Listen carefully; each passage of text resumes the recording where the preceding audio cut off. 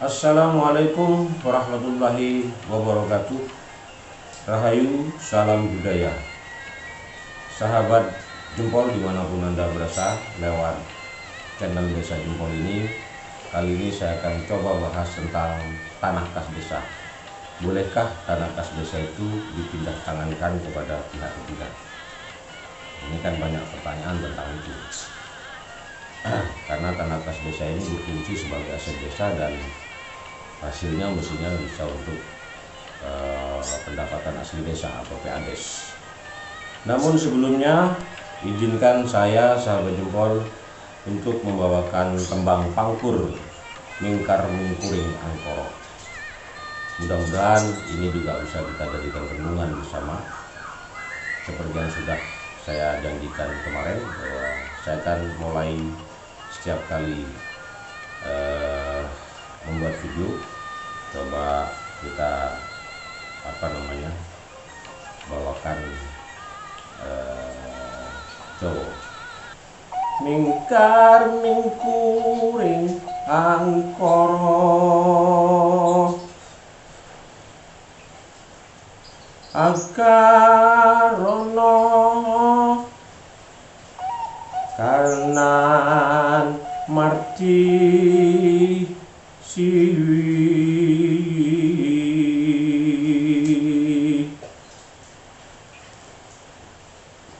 sinawang resmine kita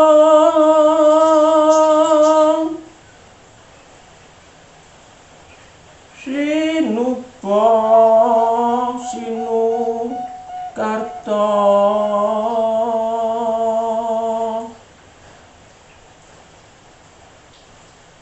Mrekretarta pakar tining ngelmu luhung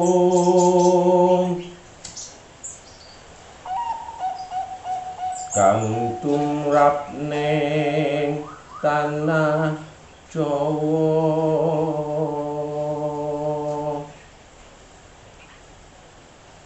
Agama ageming aji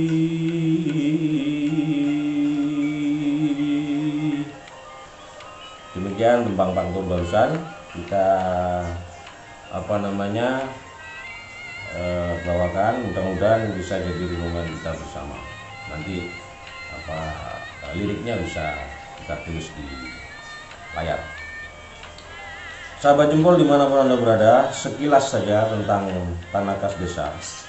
Pengaturan mengenai tanah bengkok atau biasa dikenal dengan tanah kas desa dapat ditemui dalam Peraturan Menteri Dalam Negeri Nomor 4 Tahun 2007 tentang pedoman pengelolaan kekayaan desa.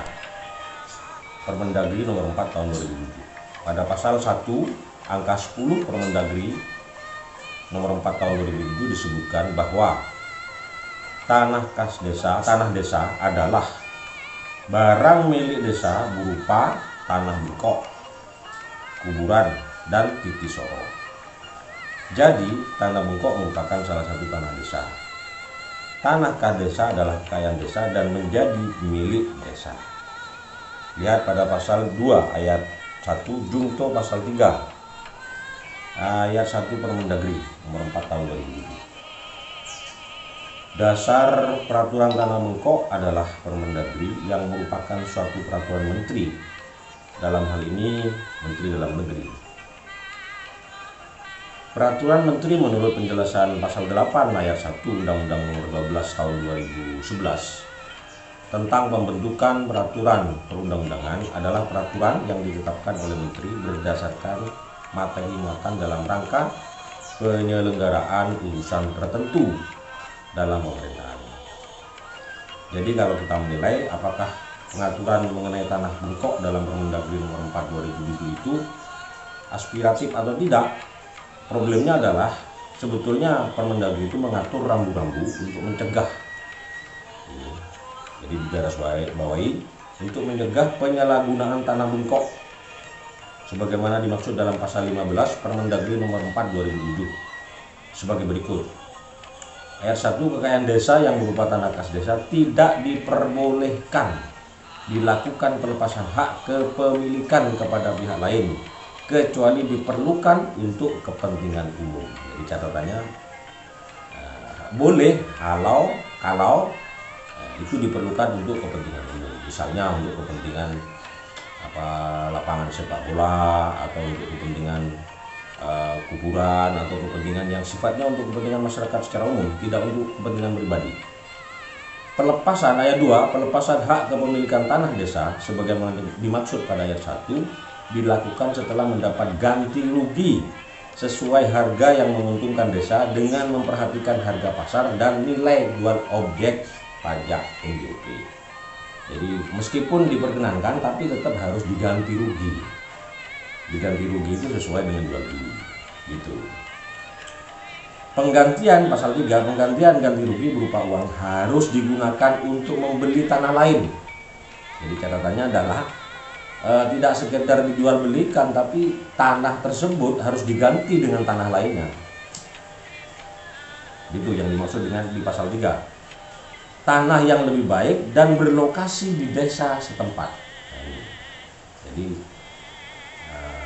kata kuncinya adalah boleh kalau diperlukan untuk kepentingan umum, harganya harga sesuai dengan harga pasar, sesuai dengan NJOP, kemudian masih harus hasil penjualannya atau hasil penggantian tadi dibuat untuk membeli tanah lain yang lokasinya di desa itu. Pasal 4, pelepasan hak kepemilikan tanah desa sebagaimana dimaksud pada ayat 1 ditetapkan dengan keputusan kepala desa. Nah, tapi yang menjadi catatan adalah di pasal 5, keputusan kepala desa yang dimaksud pada ayat 3 diterbitkan setelah mendapat persetujuan BPD dan mendapat izin tertulis dari bupati atau wali kota atau gubernur.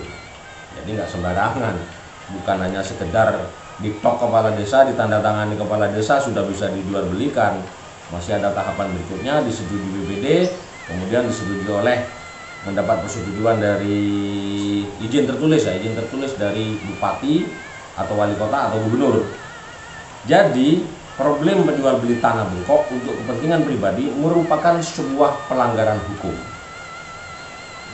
Itu praktek jual beli tanah bengkok untuk kepentingan pribadi aparatur desa bukan karena pengaturan Permendagri nomor 4 tahun 2007, tapi lebih kepada pelanggaran dalam pelaksanaan peraturan.